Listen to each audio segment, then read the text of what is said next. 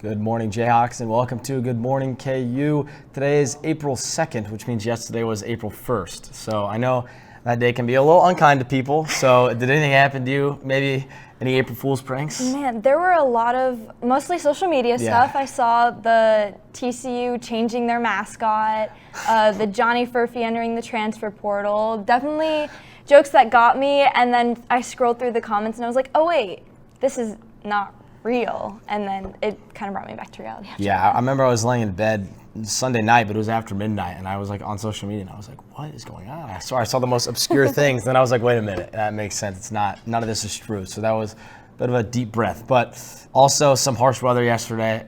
A lot of rain. Did you? And unexpected too. Did it catch you off guard at all, or anything bad happen? Definitely. I had a class that ended at 5:15. Oh, yes. Walked outside, and it was 12 o'clock at night. The sky was super dark. The winds picked up. The rain was really bad the entire bus ride home. And we all got off the bus stop at the same place, and everybody who was on that bus just kind of sprinted to our dorm because it was pouring rain, and the puddles were pretty big, and the wind did not help either. What about you? Yeah, I got out of class, and I had my Kansas meeting, which was here, and I was at Wesco.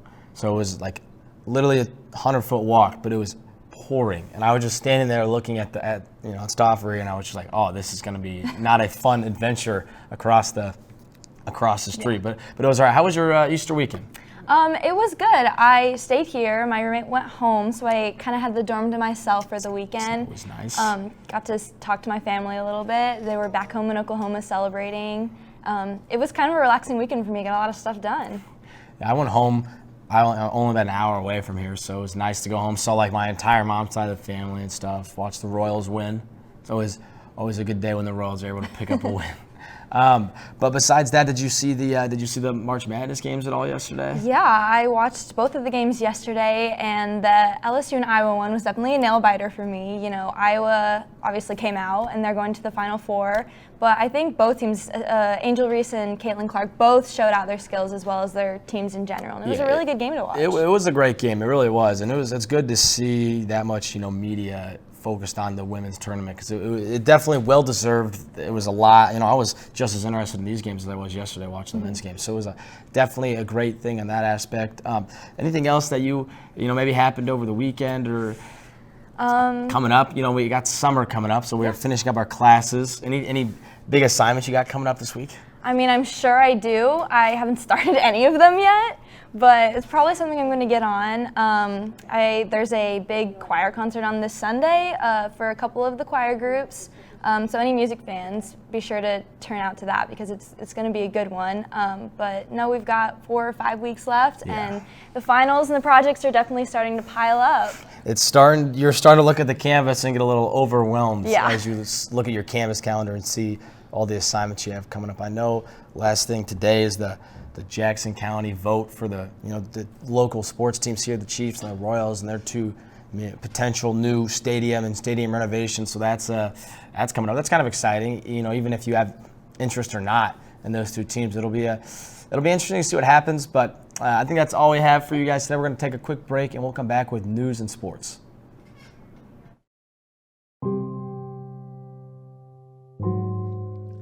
Here we see an ordinary man on an ordinary day, when suddenly trash appears. What would you do if you were in his shoes? Would you be a bad citizen and simply ignore the trash? Or would you be a good citizen and pick the trash up? Here we see a trash can, a good citizen's greatest weapon. A good citizen will see litter, pick it up, and throw it away. Become a good citizen today.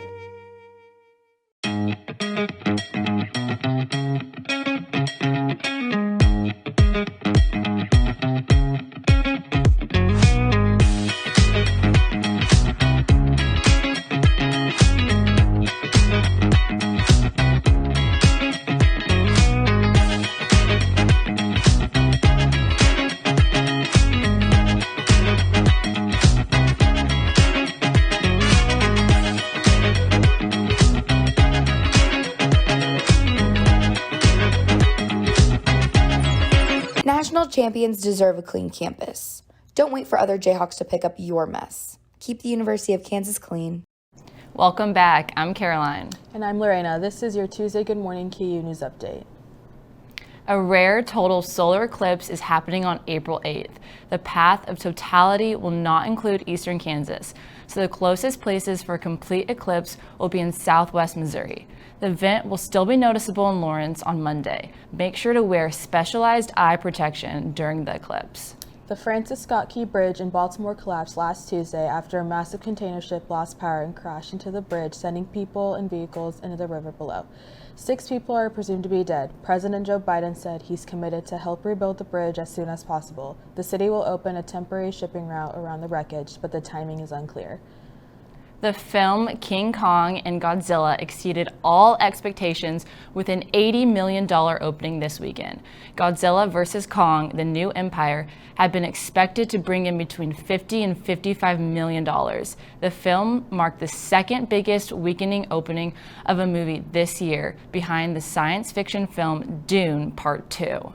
The Israeli military announced completion of its targeted operation at Shifa Hospital in Gaza this Monday after killing 200 militants and arresting 500 others during a siege. The military says the operation was carried out as a result of intelligence indicating Hamas was using the hospital as a military headquarters. The siege drew outcries from hospital officials and global leaders, referring to it as a crime against humanity. Israelis are now protesting and calling for early elections to oust Prime Minister Benjamin Netanyahu, who many believe has put his political survival ahead of the broader interests of the Israeli people. The Lawrence community brought their spring colors and Easter baskets to the Dole Institute of Politics on Saturday for the 8th Easter egg roll with Dole. Easter egg hunts, candy, crafts, and a bunny cuddling station were just a few of the activities that the free event provided. As the weather gets warmer, KU students like to be outside as much as possible, and now you can enjoy lunch outside at least once a week. KU will be hosting Food Truck Wednesdays through April from 11 a.m. until 1 p.m. each Wednesday. Food items include KC barbecue, Mexican, and traditional hamburgers. The trucks will rotate locations each week. That's all we have for news. For sports, we'll toss it over to Jacob and Caden. Thanks, Caroline. March Madness continues into April this weekend. The women's NCAA tournament completes its Elite 8 rounds. Just 4 teams remain standing after Iowa beat LSU and not to 94-87, and UConn defeated USC 80-73 last night. The Final Four set for Cleveland. NC State will play South Carolina in one semifinal, and Iowa take on UConn in the other. Both games are Friday night. The men's Final Four is set. First up, we have NC State, who is the 6th, 11th seed to make it to the Final Four since UCLA in 2021. They play Purdue, who has been on a hot streak, with their top player being Zach Edey. On the other side of the bracket, we have the Crimson Tide rolling their way into the Final Four, their first appearance ever. They will take on defending champions with UConn, coming off of a destructive win against Illinois, featuring a 30-0 scoring run in the second half. The games will be on April 6th, with Purdue and NC State tipping off at 5:09 p.m. Central Time. And UConn will play Alabama at 7:49 Central Time. No more basketball for the Jayhawks, but the spring sports are in full swing. That's right. The baseball team swept BYU this weekend in Utah to move into 5th place in the Big 12 Conference standings. KU is now 15-10 overall and 7-5 in the conference. They'll play a midweek game at Wichita State on Wednesday before hosting West Virginia next weekend at Hoagland Ballpark. The softball team was not so lucky. The Jayhawks hosted #1 Oklahoma for 3 sold-out games at Oroka Ballpark and lost all 3. After getting blown out 17-0 on Saturday, KU did manage a respectable 7-3 loss on Sunday to salvage any good feelings. Kansas will travel to Nebraska today before heading on to Iowa State for a weekend series against the Cyclones. KU is now 22-11-1 overall and 7-5 in the Big 12 Conference. The women's golf team wrapped up a trip to Phoenix with a 15th place finish at the PING Arizona State Invitational. Junior Lily Hurst was the Jayhawks' top finisher in 45th place. The team will next play in Dallas at the Veritex Bank Showdown on April 8th and 9th. The track and field team split up with half the teams at LSU and the other half at Stanford. In Louisiana, Gabby Gibson broke her own school record in the 100-meter hurdles with a time of 12:99, which is 4th best time in the country. And out in California, senior Chandler Gibbons added yet another school record to his resume with a 10K time of 28:12:14. Gibbons now holds 3 KU records, including the all-time best times in the indoor and outdoor 5Ks. You'll get a chance to see both Gibson and Gibbons and all the KU athletes in a couple weeks at KU Relays at the Rock Chalk Park. The relays will be held from April 18th to the 20th with the Rock Chalk Classic the following Saturday on April 27th. That's it for sports. After the break, Christina will be back here with the weather. Good morning! Welcome to Sloan Trip, everybody!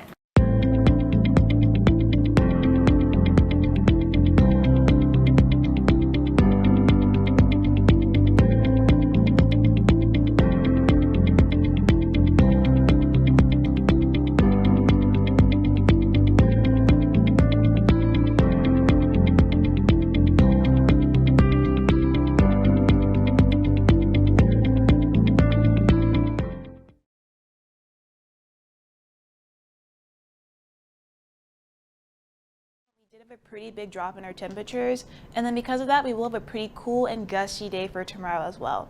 But afterwards we will see our temperatures start to warm back up for the beginning of the week.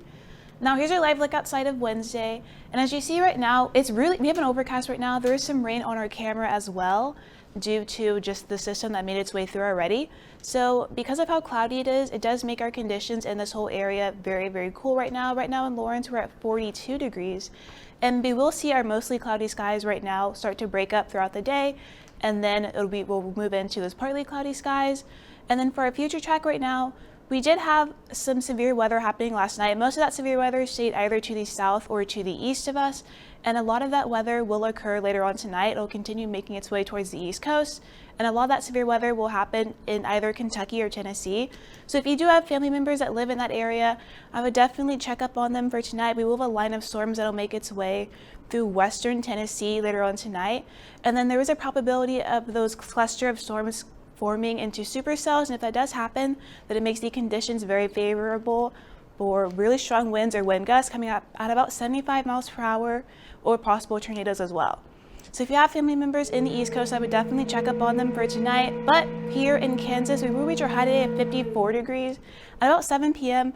But of course, for 7 p.m., the sun does start to set at about 7:30 to 8 p.m. So very quickly after reaching our high, our temperatures will start to drop as well. We'll reach our low tonight of 36 degrees, and those partly cloudy skies that we see for tonight will carry on into Wednesday morning. And we'll reach our high of Wednesday for 55 degrees. But we will also have some pretty strong winds as well. Those wind gusts will coming in at about 40 miles per hour. And then we will also see some winds from the regular winds at about 20 to 25 miles per hour. Now for our 7-day after Wednesday, those clouds will really start to disappear, which makes way for warmer conditions for the remainder of the week. We'll have mostly sunny or sunny skies for the week, and then we can even reach up into the upper 60s to 70s for the end of the week and even into the weekend. Now that is all we have for you today at Good Morning KU, and we'll see you next Tuesday at noon.